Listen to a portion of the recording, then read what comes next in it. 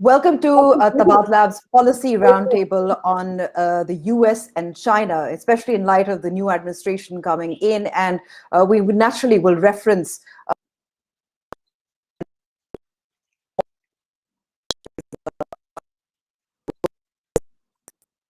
Australia, Japan, the US, and India. The statement itself was very interesting. It talked a lot about the pandemic. It talked about cooperation, maritime affairs, the Indo-Pacific, without specifically mentioning China as well. I would like to introduce my esteemed guests for this panel discussion. We're very, incredibly honored to have them. Experts in their fields. Elizabeth Economy is with us. She's a senior fellow at Stanford University's Hoover Institution and a senior fellow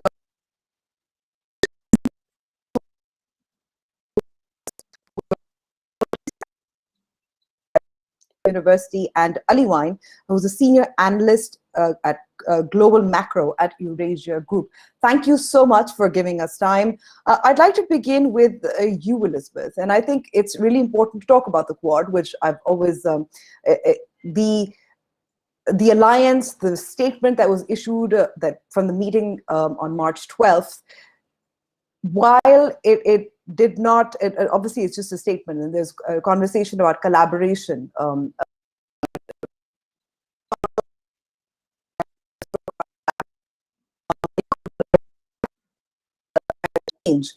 But what are the objectives here beyond this kind of collaboration in multiple areas? Is it, do you think the arrangement can go as a mini NATO? Is it, could you describe this recent development? Sure. Thanks so much, Amber. It's great to be here with you and Ali and Aaron as well to have this important discussion. Look, I think the Quad, began back in 2007. It was an initiative of actually Prime Minister Abe during his first term. And the idea was really to create not a formal alliance, but a kind of partnership among democracies in the region that would begin with Australia, India, Japan, and the United States, and then extend through to include other democracies in Asia. It quickly ended when Prime Minister of Australia, Kevin Rudd, pulled out, and then it was reborn again under the Trump administration. And yeah, look, I think there's no point in denying that there's an element of, trying to ensure that the values that underpin the liberal international order, whether we're talking about free trade or freedom of navigation or basic good governance and human rights, basically democracy, that all of those values continue to prevail within the Asia Pacific. I think that really is the primary, sort of drive of the Quad, and so that will. I don't think it's not going to turn into a mini NATO. It's not, primarily or overwhelmingly a security organization, although it has that element to it. But as I think this recent vaccine initiative demonstrates, the potential for these countries to work together in new and interesting and innovative ways is really pretty exciting. So, I anticipate that we're going to see more coming out of the Quad. I think there will be partnerships with other countries looking to engage other countries, not only in the region, but also bringing in Europe more in different ways. So is it to counter China? I don't think it's to counter China, but I think it is to uphold values. Again, China may not agree with some of those values, but I think it is to uphold those values that underpin the liberal international order. All right, thank you so much. I'd like to move on to you, Aaron, and I think let's take this forward. How do you see the reaction from China in terms of the Quad, the statement that was issued? What has been the response? Do you think there has been, or is China just keeping it low for the time being? From the Chinese perspective, there's no question that this is a strategic cooperation that's aimed at them. I think they've had that perception for quite some time. In the past, at least, my impression is that they haven't been particularly concerned about it. And they've said some rather dismissive things this time around as well.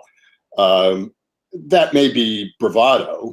They would certainly hope that it evaporates and doesn't really amount to very much, as had happened over a decade ago. They've also, in the past, and this may be changing, they've had a rather dismissive attitude towards India. They haven't seen India as a true peer competitor to them, and they've not tended to take that seriously, things that India has said and done. But that relationship also has changed quite a bit. I think this is, in fact, something that is driven by strategic concerns. It is related to issues of value, that's true. But I think all the participants are concerned about the growth of China's power and also the way in which China's been behaving in the last several years, which has aroused a lot of concern. So I think the Chinese are watching this to see what happens and hoping that it doesn't develop into much.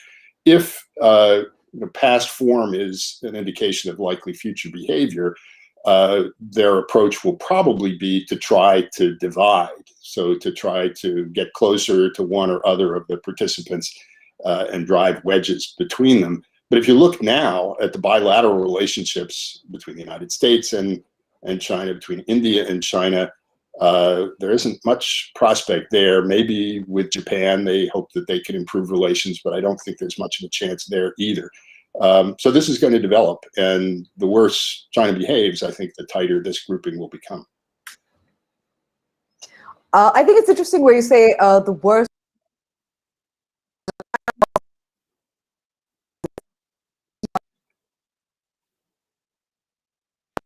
project that's across countries, invests loans, grants. Recently, we've also seen, and Ali, this time I'm bringing this to you. So where Aaron says that it is possible that China may sort of try and get closer, kind of sort of divide the Quad if it sees it as a threat. At the same time, given the Trump administration, the fractious relationship, the US-China relationship was at its lowest point during the Trump era, with Biden coming in, with the Quad emerging,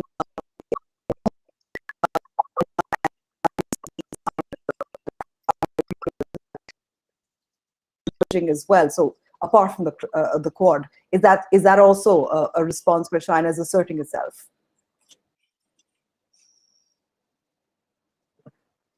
Well, thank you very much, Amber. So I don't know if I caught the entirety of your question. You were breaking up a little bit, but so I'll begin just by offering some reactions to the comments that Liz and Aaron made. I think that there actually are elements of both. So Liz talked about how the Quad is inculcating certain values, or promulgating or standing for certain values, and Aaron talked about how the newfound momentum that the Quad has acquired is largely in response to this so-called wolf warrior diplomacy that we saw on sort of full display during the pandemic last year, and I think that also that we see China continuing to double down on. And as for the Quad's prospects, I think that there had been some observers who, I would say, between the inception of the Quad and probably up until the early last year, had questioned whether this grouping would move from an abstract concept into an organizing principle of geopolitics. And I don't know if I would go so far as to say that the Quad has completed that transition from abstract grouping to a strategic concept, but I think that it's now further along on that journey. I think that if you look at Australia, if you look at India, if you look at Japan, obviously the United States, all four of them have shared apprehensions about China's resurgence, whether it's about China's deepening authoritarian turn, whether it's about its military modernization, questions about its long-term strategic intentions, whether the Quad will emerge into a sort of a mini NATO or kind of a de facto alliance. It seems a little bit more unlikely, just because despite their shared apprehensions about Beijing's conduct, both at home and abroad, they're not always going to march in lockstep. They're not always going to have shared policy priorities vis-a-vis Beijing. They're not always going to have shared threat perceptions. And so I think that, to Aaron's point about potential wedging strategies, I think that to the extent that China discerns gaps in threat perceptions and policy priorities, it might try to take advantage of those. But I think that there's no question that, one, the Quad has a newfound lease on life, number one. And I think that number two, to Liz's point, it is starting to broach more affirmative undertakings. And so while I think that China's resurgence is an important contextual element, and it's an important driver of the Quad, if you look at the way that the Biden administration in particular is trying to to reimagine the Quad, it's starting to broach much more affirmative undertakings. So, for example, what do we do to contribute to the Indo-Pacific's recovery from COVID-19? So getting involved with vaccine diplomacy.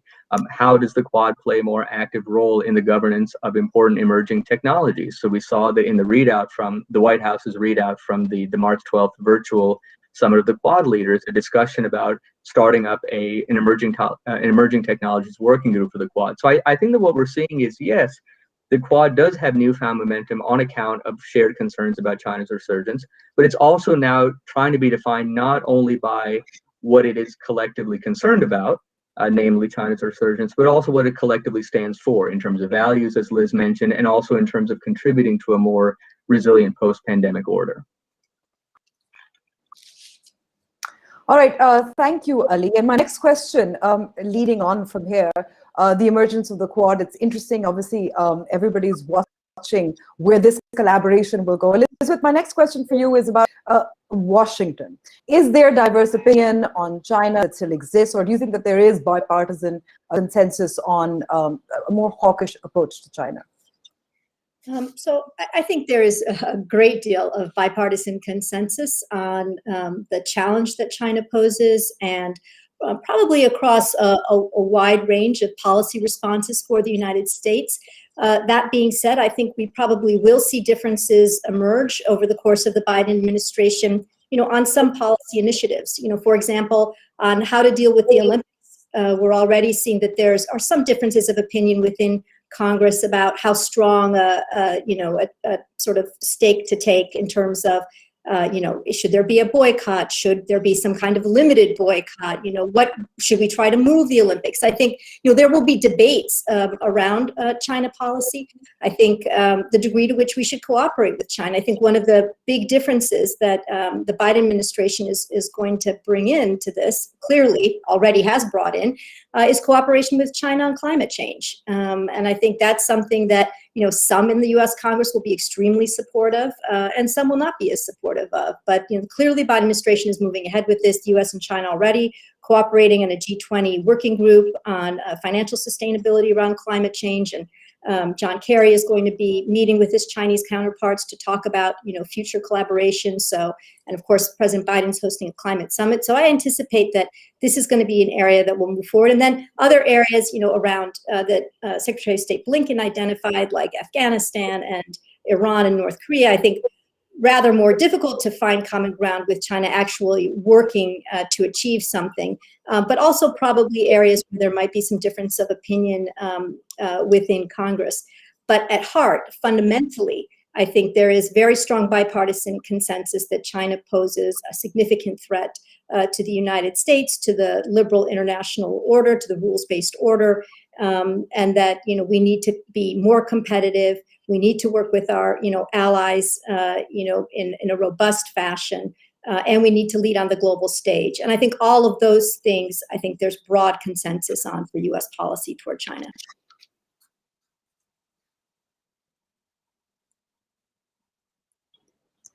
Yes, all right, thank you. And actually, that's a very good segue, because I wanted to talk about areas of collaboration, and you've spoken about climate change, Elizabeth. Aaron, my next question for you would be, what about more contentious issues like human rights and Taiwan?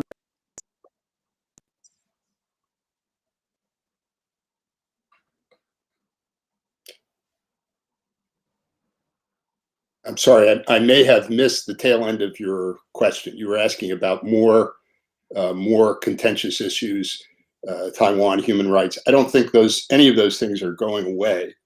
And the sort of broader sense that the two countries, the United States and China, are engaged in a strategic competition, military rivalry, and the development of emerging technologies. There's general economic competition.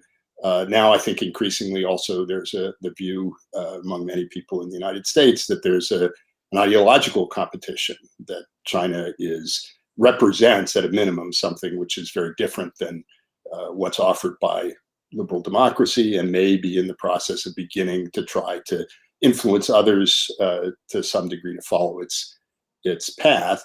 I don't think any of those things are going away. So the fundamentals, the drivers of this competition, which in my view are geopolitical and ideological fundamentally, are not changing. As far as the sort of hot button issues perhaps that are coming at us in the near term, things like human rights, I think the Biden administration is sort of talking itself towards a position, for example, on Xinjiang, where it is going to have to take some kind of fairly dramatic action if it's taking the view that what China is doing in Xinjiang amounts to genocide. Can't simply show up at the Olympics as if nothing is going on. So I think that's going to drive U.S. policy to some degree, and of course China won't like that. The Taiwan issue is, it's on one hand, it's always with us. It's always at least potentially a source of conflict. And I think there's some reason to be concerned that the risks of conflict over Taiwan are rising, and they're going to probably continue to rise over the next several years, partly because from the Chinese perspective, the balance of power, military power, has shifted in a way that may encourage some people in Beijing to think that the moment may be arriving where they could use military force. Partly also because some of the constraints which had previously held China back from taking a more aggressive stand on Taiwan, the hope of maintaining good relations with the United States among them, may not be as powerful as they once were. So yes, there will be attempts to cooperate. There may be some successes, but I think the overall tenor of the relationship is going to make it very difficult to cooperate effectively in a variety of areas. I'm not overly optimistic about that. All right, I'd like to sort of flesh out the issue of Xinjiang as well. Do you think, as you said, that there are difficult questions coming up for the Biden administration? Do you think this could be potentially sort of where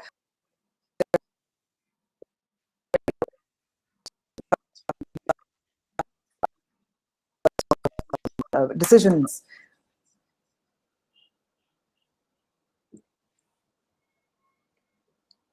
Aaron, this was a question for you. If you would like to repeat it. Hear the second half of your question. If you could repeat it, please. I mean, I want to sort of flesh out Xinjiang a little more. Do you think that this could be potentially a flashpoint between the U.S. and China? Whether or not, yes. The short answer is yes, flashpoint in the sense that it's going to be something that contributes to a further worsening of relations. I think the greater importance of Xinjiang may be its impact on public opinion and on the policies of democratic governments in various places, not just in the United States, but also in Europe, where this is now emerging as a major issue. This is something which could crystallize a much harsher attitude towards China, again, not just in the United States, but in other democratic countries. And particularly, I think we see this starting to happen in Europe. There's even more pressure in Japan for the Japanese government to take some kind of stance and to talk about what's going on in Xinjiang. So this is a major problem for Beijing, and they're not going to change direction. They've been defiant in response to pressure, more than defiant. They've pushed back very hard, and they're going to continue. So I think this is something which is not going to help them in the long run. It's the issue that seems to me most likely to solidify or congeal a coalition of democratic countries that are increasingly in opposition to China.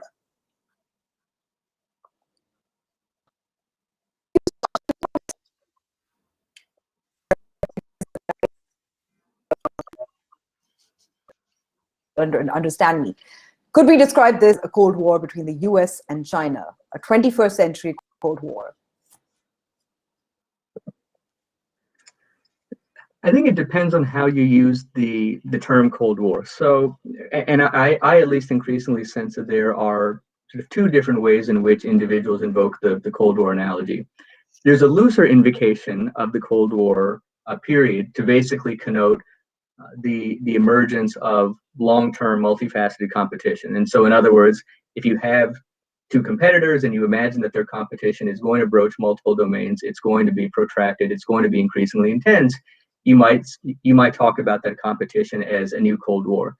I think if we're looking at a more precise comparison between the actual Cold War during the second half of the 20th century and contemporary US-China tensions, you can see the appeal of the analogy, but I think that there are important limitations as well. So number one, and I think most obviously, for all of the talk about decoupling, and despite the reality of selective disentanglement in terms of trade, in terms of technology, there is still a very high residual degree of interdependence, not only in trade and technology, but also as measured by, say, people-to-people exchanges, educational exchanges, and those types of exchanges were more or less absent during the Cold War. So that's one difference.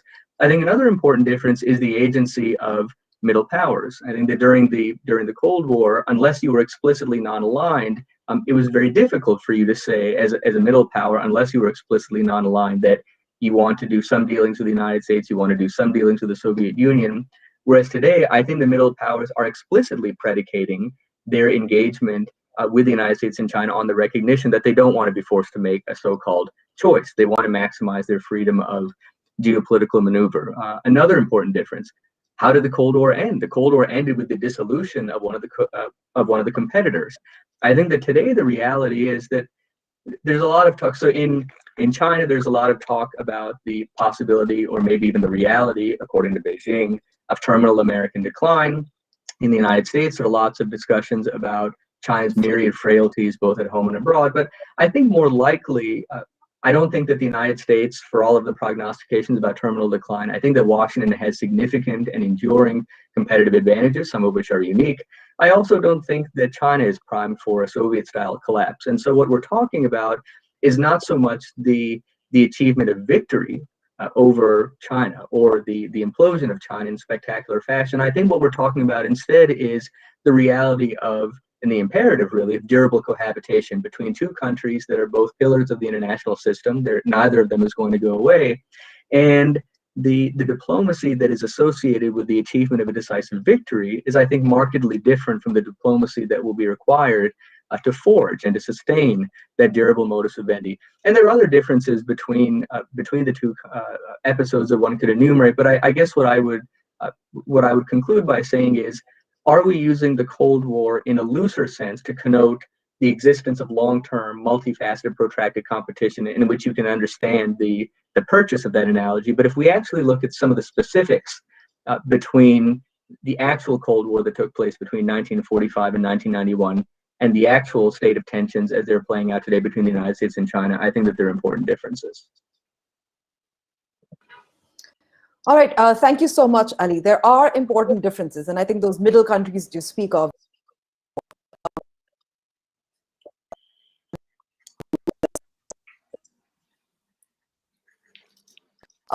and same question, but I'd like to add, is it possible to imagine an Asia in which the US and China are able to accommodate one another? Thanks, Amber. So I guess I would say that it is challenging to imagine an Asia, at least at this point, where the US and China can accommodate each other. And I think that's because I think China has ambitions to transform the Asia Pacific in ways that mean the United States retreats, and goes back across the Atlantic and becomes an Atlantic power once again, and isn't really a very dominant Pacific power. And I think China wants to do that through not only the creation of institutions and arrangements that exclude the United States, whether economic or security, but also through the force of its growing military presence. And China calls for the end of the US-led alliance system. It has a very transformative vision. It has its ambitions with the South China Sea. It has, it wants to, claim Taiwan. It wants sovereignty over Taiwan. These are very challenging issues. And so I would say, unless China's prepared to take a step back, that it's going to be very difficult to find a new accommodation. Is China willing to retreat to a previous, position with regard to Taiwan? Xi Jinping keeps talking about the necessity of, assuming sovereignty sooner rather than later. Right? I think there is, great concern over whether there are plans, as Aaron alluded to, for China to take some kind of military action against Taiwan. I think, certainly I think there's interest in the United States in finding a path forward. I'm just not certain that there's that kind of interest in China. And as far as whether or not we're in a Cold War, I think, Ali basically outlined beautifully and so articulately different perspectives on, whether this could be technically considered a Cold War or not. I guess I would say that finding that modus vivendi, and as he discussed, the sort of the diplomacy necessary to ensure, right, that we can cohabitate. I don't see China interested in that right now. I think when Xi Jinping talks about the East is rising and the West is declining, I think he has, again, a transformative vision, not only for the Asia Pacific, but for the world. And it's very destabilizing. And to that, I think it's going to be very difficult for us to manage this through. And I'm not sure that that we're in a space where that kind of diplomacy will have much impact.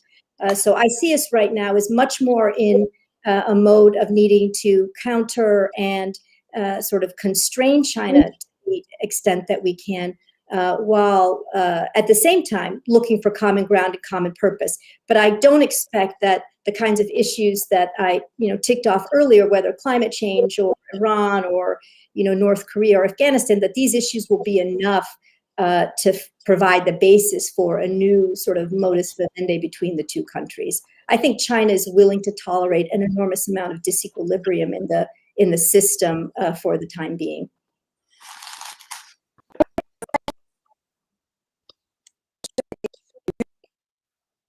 I mean, with China and the rise of Asia, I did sort of post a question in the chat box as well. But just sort of adding to that, do you see, because foreign policy observers say that what we're seeing now is a multipolar sort of world. And this is as a result of the Trump administration's diplomacy as much as the pandemic as well. So in this scenario, how do you see China's core interests? What are its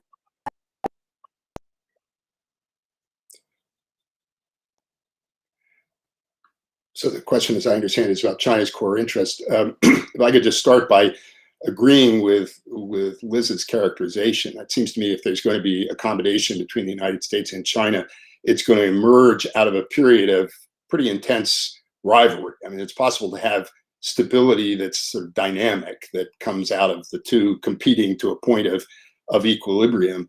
At this point, as Liz suggested, I don't see much inclination on the part of Beijing, Xi Jinping, to accept anything less than what it is they think they're entitled to. And that is in part a function of their perception of the relative power, or the trends in relative power between the United States and China, between China and the West more generally. They think they're rising, they think we're declining. And so there's really no good reason to accept less than everything they think should be coming their way, unless and until they can be convinced that in fact those trends are not as favorable. On the question of core interest, Chinese diplomats and political leaders have used this term in various ways, defined it in the end fairly vaguely and in a way that's kind of elastic. So they talk about the importance of preserving their political system and territorial sovereignty and satisfying their various territorial demands. I think from a strategic point of view, if I had to sum up what I think the strategic objectives of the regime are, and I would say these are not new to Xi Jinping. I think they extend all the way back to the founding of the People's Republic. There really are three. One, to preserve the Chinese Communist Party's monopoly on domestic political power indefinitely. So they have no intention of liberalizing, as we might describe it, and giving over power and becoming a multi-party democratic system. They think the CCP should continue to rule and rule exclusively. That's number one. Number two, I do think the leadership, and they come much closer to saying this now than in the past, believes that China should be the preponderant power in Eastern Eurasia, that's the position that it's entitled to by virtue of its history, its size, its location. It's had to put up with an American presence and an American dominance in that part of the world for quite some time. But from the perspective of the Chinese Communist Party leadership, the American position in Asia is temporary, it's artificial, it rests on what they refer to as unequal treaties, alliances with other countries. And in the long run, it should come to an end. And as the United States pulls back, as they hope that it will, China naturally will be the strongest player and will resume its place as the preponderant power in the region, not only the Asia Pacific, but continental Eastern Eurasia as well. And then third, I think, and this again is coming clearer than it perhaps has been in the past, Xi Jinping and Chinese Communist Party leadership believes that in the long run, China should be a global power with influence and capabilities on par with, and ultimately, I think, superior to those of the United States. And that's for a variety of reasons, not least of which is the importance of demonstrating the superiority of what they would describe as socialism or Chinese characteristics over capitalism. And there may be other explanations for that. There's sort of a power political view that underpins it, that every international system has a hegemon, has a leader, and it's been the United States. And in the long run, I think they would like for it to be China. So that isn't exactly what they talk about when they talk about core interests. But I think if you strip away the verbiage and look at what they're doing and now increasingly what they're saying, that's what they're aiming for.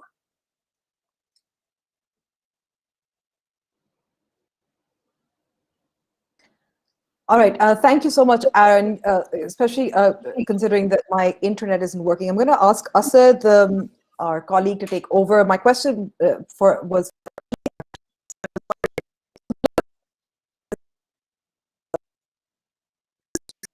going, it's becoming a little more rigid, which means it becomes harder to find common ground or find areas of collaboration. Thank you, Amber. So I think I appreciate your putting the question in the chat, because your connection had broken up a little bit. But just reacting to your question in the chat, I think that there are a number of factors at work. One of them, and I think that this is a point that both Liz and Aaron have made, is the narrative that's taking hold in China. If you look at the narratives coming out of whether it's President Xi or his high-level advisors, and I think that we saw these narratives quite amply on display at the Anchorage Summit, the much-discussed Anchorage Summit between high-level U.S. diplomats and their Chinese interlocutors, there's a growing sense of confidence. There's a growing sense of confidence not only in China's recovery from COVID-19, but also more in broader trends, in broader geopolitical trends. So the assessment is that, quote, time and the situation are on our side, if you look at high-level pronouncements. If you look at the former Prime Minister of Australia, Kevin Rudd, he has an essay in the new issue of Foreign Affairs in which he says that China's foreign policy is predicated principally on a conviction in a terminal American decline. So I think the one factor or one driver is this assessment of broad changes, quite fundamental changes in the geopolitical balance. That's factor one. Factor two is a sense that, and I think that China has been, I would say on account of its diplomacy in many ways, contributing increasingly to its own diplomatic encirclement vis-a-vis advanced industrial democracies. There's a sense that as advanced industrial industrial democracies come together, militarily, economically, diplomatically, to the extent that they can bring to bear pressure on China. You also see this with an emphasis on China's what it calls its dual circulation push, which is that, look, we are going to try to continue sustaining our growth on the basis of exports, on the basis of imports of sort of foreign knowledge and foreign parts, but there's much more of an emphasis on relying on domestic consumption and domestic innovation.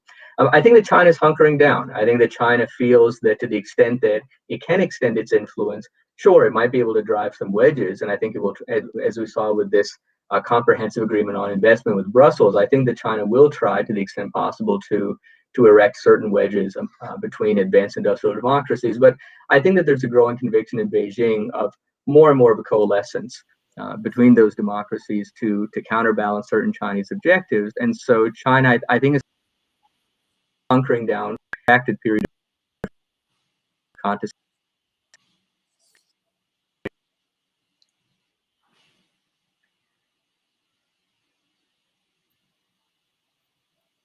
I think we are losing Ali there.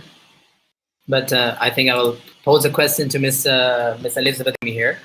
And something on what Ali said about China's, China thinks that the American foreign policy and America's role in the world is subtracting and it's shrinking. Do you think China is right to assume that, Ms. Economy?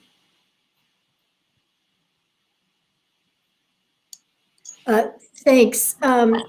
So I think certainly under the Trump administration, we saw that there was a step back.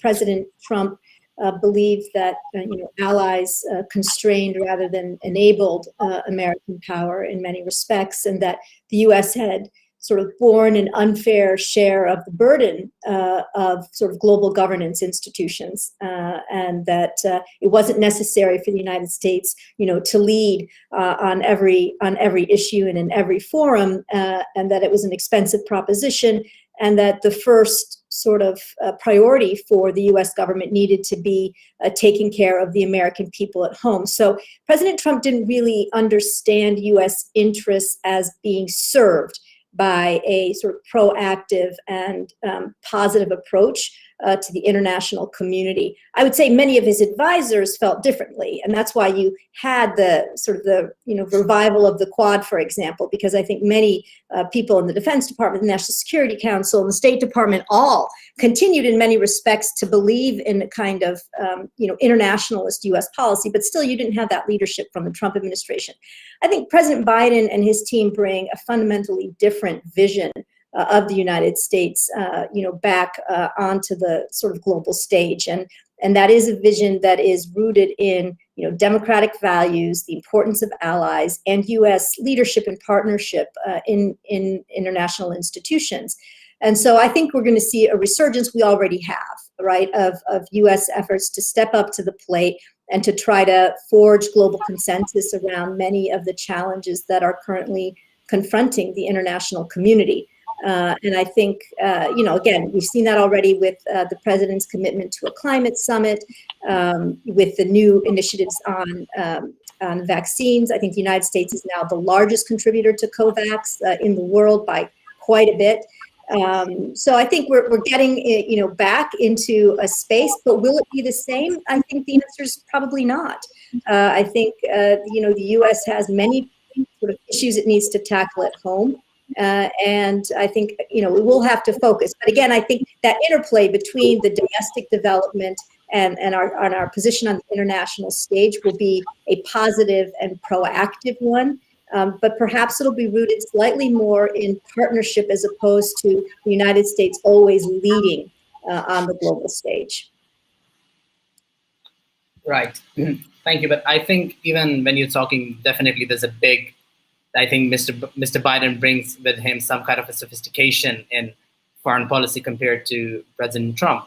But still, if you look at it, at least right now, there's still that focus on home, fixing your own home first and then going global. I think there was an article in the Foreign Affairs talking about that America should vaccinate the world.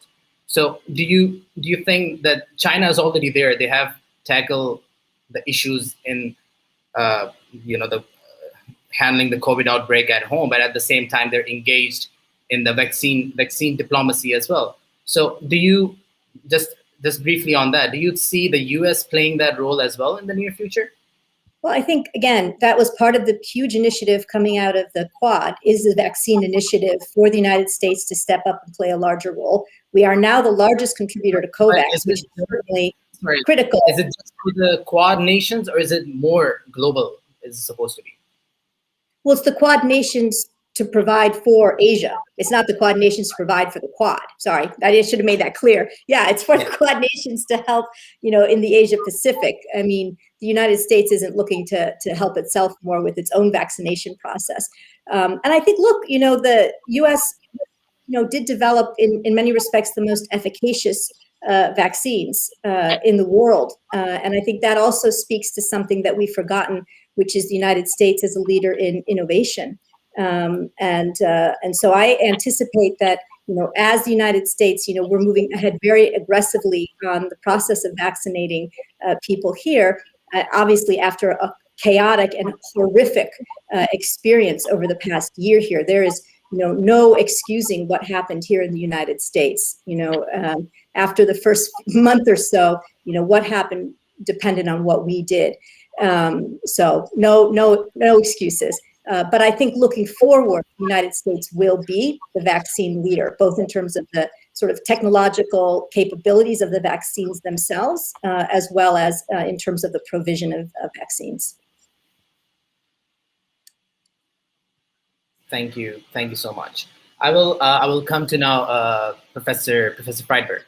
My question is about, as you see, there were recent tensions between China and India as well, and that has resulted into India getting much closer with the US. So when it comes to South Asia, and I'm sure you're aware of the strategic relationship between China and Pakistan as well. So do you see that the great power rivalry playing out in, like, in geopolitical terms as well? Do you see that it might lead into some kind of confrontation within South Asia as well? Would you like to talk about that, sir? Well, it's certainly possible. And the tensions between China and India are greater than they've been in recent years because of their border dispute. There's an undercurrent, I think, now of sort of a sense of a larger competition from the Indian perspective. China is becoming active not only along the land borders, but is becoming an increasing presence in the maritime domain in the Indian Ocean. And that's a cause of concern. It's also a potential vulnerability for China, which relies very heavily on the sea lines of communication that pass through the Indian Ocean to Africa and to the Persian Gulf. I think there's beginning to be a military competition that's centered on that domain. I guess one question would be, how are things likely to play out between China and India? And how might China respond to the perception that India is growing closer to the United States and the other Quad nations? And one answer might be, and it's an answer that has been given in the past in somewhat similar circumstances, that China would seek to enhance its cooperation further with Pakistan as a way of deflecting Indian attention from its direct confrontation with China or what's going on in the Indian Ocean. I don't know exactly what form that would take, but that's something that I think could be a cause of concern. In the past, there have been crises involving India and Pakistan that came very close to armed conflict. I don't think that would be in anyone's interest, but from a Chinese perspective, it would be better for India to be preoccupied with Pakistan than to be preoccupied with China. So that's something I think that deserves to be watched. Interesting. Ali, I would like to come to you now and ask you about the recent deal between China and Iran, which was a 25 years deal, and it is expected that it will lead towards $400 billion of investment. We have heard such big promises before as well. But I want to talk about something else. Do you think this is a result of the US withdrawal from this region as well? And at the same time, how US has dealt with Iran? Do you think Iran is now looking completely the other side and they think that China has the solution that the Americans don't?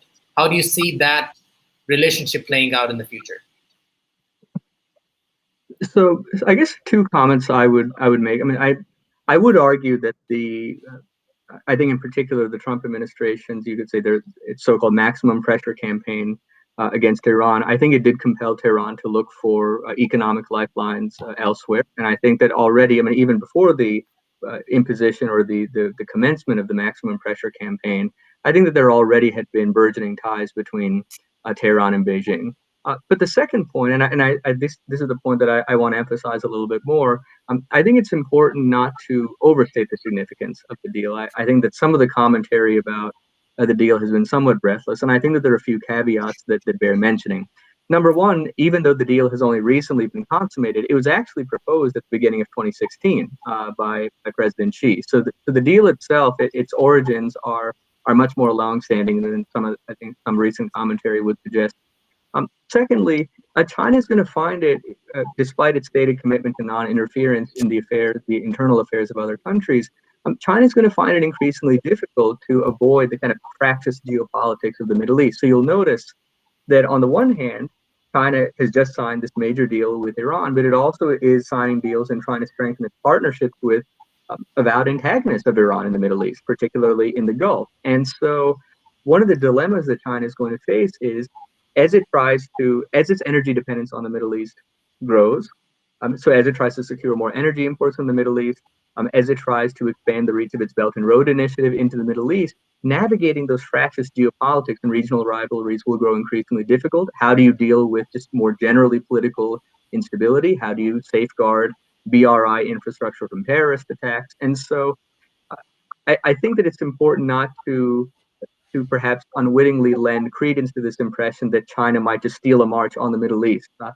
United States is the world's foremost superpower, it's the only superpower, and look at the difficulties that it has had in trying to secure its national interest in the Middle East. I think that the Middle East is at this point, and it has been for some time, sufficiently riven by so many overlapping and reinforcing sources of instability that the Middle East is kind of a cautionary tale for any external power that believes that it can unilaterally control the affairs of the region. And so I think that China, will its footprint in the Middle East grow? Certainly. Will China be able to steal a march on the region and immunize itself from the types of geopolitical challenges that have beset the United States, Russia, and other external powers? I would be skeptical. I think that is a very interesting assessment of the issue, because China is making its footprint bigger in Middle East, but the challenges are ahead, especially balancing the relations between Iran and Saudi Arabia, or even Israel and Iran, which will be even tougher.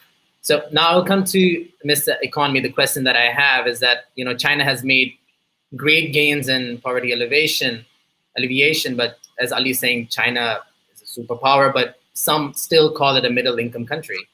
So some, in fact, speak of potentially falling into a middle income trap as well. And yet, when it comes to its global role, China is clearly no longer biding its time. So looking ahead, how do you see China's need to continue a peaceful rise impacting its risk tolerance beyond its borders? So I think, implicit, well, not even implicit, explicit in your question is that China's rise is still peaceful. And I guess I don't see it that way. I think China is undertaking a lot of very destabilizing actions in Asia. It had a deadly border conflict with India already. So I think, and I said this earlier, that China's willing to tolerate a lot of disequilibrium in the system. And I think, so yes, China is focused on, continuing to grow its economy. It is an enormous priority, but it also taps into nationalism. And I think what we've seen, looking at what happened in Hong Kong, and to some extent what's going on with Xinjiang as well, is that, China is willing, right, to absorb the political and economic costs of international opprobrium over its actions for the sake of sovereignty. And so I think when it comes to its core interests, as Aaron identified, that it, second, economic growth comes second. It can tap into nationalist impulses within the country. So that's, a little bit how I see it. In terms of China continuing to grow its economy, it's been very, very astute in how it's managed its economic growth. The new dual circulation theory is really, when we talk about decoupling, is a lot about decoupling in many respects, because it basically assumes that China can innovate, manufacture and consume, right, all within itself. And while we tend to think of this as technological decoupling effort, right, with some engagement still, of course, to the second loop, in trade and investment, but when we tend to think this is only technology, but actually what came out of the two sessions to some extent was also an argument that China should look wherever multinationals are doing particularly well within China. So areas like agriculture, cosmetics, pharmaceuticals, tourism, higher education, any of these sort of, important service areas in many respects, but also in some commodities. And Chinese companies need to take control in those areas as well. So I see China as fundamentally, and Xi Jinping is fundamentally thinking, look, we have 18% of the world's population, and we can kind of, grow ourselves to the extent that we need to. We want to find ways to ensure that we remain part of global supply chains. So we're going to open ourselves to the extent that we need to continue to bring in foreign capital, to continue to, ensure that companies want to manufacture here. But by and large, right, we are going to maintain sort of a lot of control over our own economic development. So I think they think they found a formula, right, where they can be aggressive and assertive on the global stage, and yet continue to grow their economy. And if things slow down a little bit, they can always tap into that nationalism. Excellent. Thank you, ma'am. I will come with the last question to Professor Friedberg. And the question that I have is, Elizabeth mentioned about decoupling. So talking about US and China moving forward as well, but do you think, is it possible to separate areas like climate change and trade from contentious topic like human rights and Taiwan? Do you think that would be possible in the future? Could I just say briefly, I think there is going to be a question, maybe it's something for future historians, about why exactly China began to adopt the more aggressive policies that it has, more obviously aggressive policies that it has in the last decade or so. Because as your earlier question suggested, they haven't, in fact, reached the level of economic development that would allow them to be completely, or in large part, self-reliant in the ways that they would like to be. And the fact that they've been as aggressive as they have is provoking a response which may make it more difficult for them, in fact, to achieve or to sustain that growth. We'll have to see. As far as the separation between the various issues, as I indicated a few minutes ago, it's possible in theory. It ought to be possible in theory. And in fact, that's the theory on which the Biden administration is approaching the problem, saying we want to compete where we have to compete, but we're going to try to cooperate. But it's just difficult to do that when the level of amity and trust between the two countries is so low, and in a period in which China is perceived by the United States and others as behaving very aggressively in very many domains and as not being reliable. So yes, it should be possible. Rationally, the interests of the parties should allow them to cooperate in discrete areas, even as they compete elsewhere. But historically, when you look at great power competitions, it's not so easy to do that. It's not impossible, but it's very difficult. And I think it's going to be difficult in this case. Thank you, sir. I think we are reaching the hour mark, so I will ask my esteemed guests their final thoughts on what the main purpose of this roundtable was, to understand the future of US-China relationship. Do you think it will be different, or do you think it will be more of the same, or do you think it's about to get really bad? Please, Ali, I'll begin with you. Well, thank you very much first of all, for the invitation, and I should have said at the outset what an honor and a privilege it is to be among such august company. Liz and Aaron, as they both well know, have been indispensable in shaping how I understand the evolution of U.S. policy towards China. So I'm very, very grateful to be in their company. I guess I would say I would distinguish between a difference between the Biden administration's approach and that of the Trump administration, and the overall vector, you could say, of U.S.-China strategic competition. I think that the Biden administration's approach is going to be much more disciplined. I think it's going to look for potential areas of compartmentalization between intensifying strategic tensions and areas of self-evidently urgent cooperation on transnational issues. There's going to be much more of an emphasis on investing in America's unique competitive advantages, bringing those to bear both at home and abroad. So an emphasis on reboosting or investing in our ecosystem of innovation, reimagining our alliances. So I think that there are going to be marked differences between the approaches of the two administrations vis-a-vis China policy. But I think that if you look at underlying structural trends, if you look at elite opinion and public opinion in both countries, I think that there is a certain calcification of tensions, which means that while there will be limited areas for cooperation, hopefully, on issues such as pandemic disease and climate change, I do think that the overall structure of the relationship is likely to continue to be increasingly competitive and quite contentious in a number of domains. Thank you. Elizabeth, same question to you. So I agree with what Ali said. I guess I would just add that I think it's important also to remember something that Aaron stated, which is that this isn't all about the U.S.-China relationship, that there are other countries that are concerned about China's behavior, China's rise. And so what I'm looking at is not simply this sort of dual, battle between the two great powers, but also, how other countries are going to engage in this process. Because while many don't want to choose, I think we're seeing increasingly that many are beginning to choose. And so I think that's going to change the nature of this game over the next 3 to 5 years. Thank you so much. Professor Friedberg, the last word is yours. Well, let me just focus on the question of U.S. policy, so future U.S. policy under this administration. My expectation is that it will be much more similar than different. There are areas where there may be differences, but the general direction in which the Trump administration was going, plus or minus all kinds of rhetorical flourishes and some self-defeating approaches to dealing with allies, the more competitive direction in the U.S. relationship with China, I think, is going to continue. And that is really quite striking. You wouldn't have predicted that necessarily. If you go back and look at U.S. policy 5, 6 or more years ago, I think there was more division, and we might have expected that there would be larger differences between a Republican administration and a Democratic administration. Those differences were never quite as big as people made them out to be, but there were significant differences. And so what's striking to me is the extent to which a consensus has congealed in just the last 4, 5, 6 years in the US. And then just to emphasize again what Liz said, I think that is starting to happen in other democratic countries. And we see it at various stages in Europe and in other parts of the world.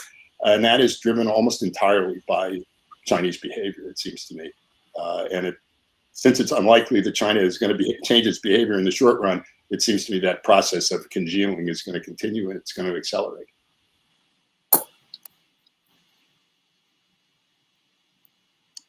Thank you. Thank you so much. I think the key takeaway in the end here is like in the Cold War, it was all about US and the Soviet Union making the call. But I think, especially between this rising rivalry between US and China, I think the role played by other countries will be very important as well. And I think only the future will tell how that goes. I want to thank once again Professor Aaron Friedberg, Ms. Elizabeth Economy, and Mr. Ali Wyne for taking out the time. It's quite early for them to join us from all the way over from the US. So I thank you once again. I thank you on behalf of our audience and on everyone at Tabad Lab. Also, Tabad Lab will be releasing soon a podcast called Dragon Road, which will actually talk about, again, China and its rising role in the world. So I hope the guests we have here will be listening to that as well. It is hosted by Arif Rafiq, and we will be joined by different esteemed guests like yourself. So I thank you guys once again, and I thank everyone who tuned in to watch. Have a good day. Thank you very much. Thanks so much.